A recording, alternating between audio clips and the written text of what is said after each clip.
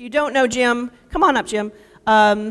He has had two kidney transplants to date, and wants to talk a little bit about being a donor. So thank you. You can stand out here wherever you want to stand. Well, I'm just going to take about 5 minutes, so don't worry because I brought the water. But anyway, this story came out of I read it on the web, and I thought it was just a really awesome story. There's a family over in the UK. Her name was Jess, and his name was Mike. And they had one little girl. She was 3 years old. Her name was Billy.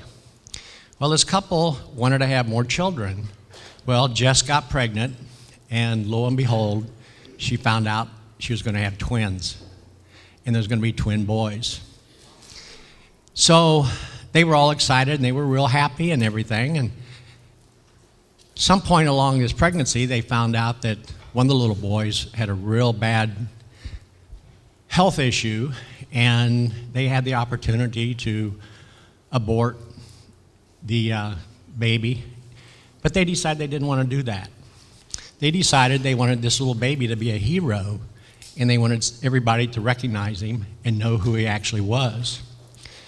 So anyway, the babies were born. Do you have the photo? Okay, the baby boys were born, and they were, the first one was real healthy, but the other one on the left, as you can see, had some health issues, but they still wanted to, go ahead with them. So they had the boys, and they loved them and nurtured him and everything. And the next photo, please. So here she is holding him and nurturing him and talking to him and everything, and just having a good time with him. Well, this little baby lived 100 minutes. That's all he lived, was 100 minutes. So it came time, and the baby died, and the family decided that they wanted to donate his organs. They wanted him to be a hero. But the doctor said, there's a possibility that we can't do it. But they took him after he had died, and they actually took out his little kidneys, and they put his kidneys inside of an adult.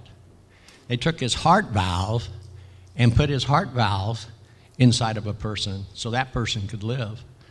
So I think what this story really told this family was, even though they were at a crisis, being able to donate this baby's organs, that it helped with their grieving process. And they were just so excited. And they named these babies, the little one who didn't make it, his name was Teddy Noah. And the one who lived, his name was Noah Teddy. So they named them after one another. And here they are now. And this didn't come out till a year later. Actually, it was April the 22nd that it was a year that it really came out. But that's what they did. They donated its organs. So I thought that was just an awesome story. If you want to look at it, you can look at, go out and search on Google UK's youngest donor, and you'll find him out there. But he was actually 100 minutes old. That's all he was. And that's a short time. That's from the time we start our church service at 10:30, time you go over and get something to eat and visit, that was his life. That's all he had. So I just wanted to share that with you. Look at what he did. He changed and saved lives in his little 100 minutes. So what an awesome story, and what an awesome story of yours, Jim, that you were able to have life through the generosity of other donors. And so we encourage y'all to be organ donors. It's one thing to give blood and give the gift of life, but to be an organ donor is really an amazing opportunity to give life.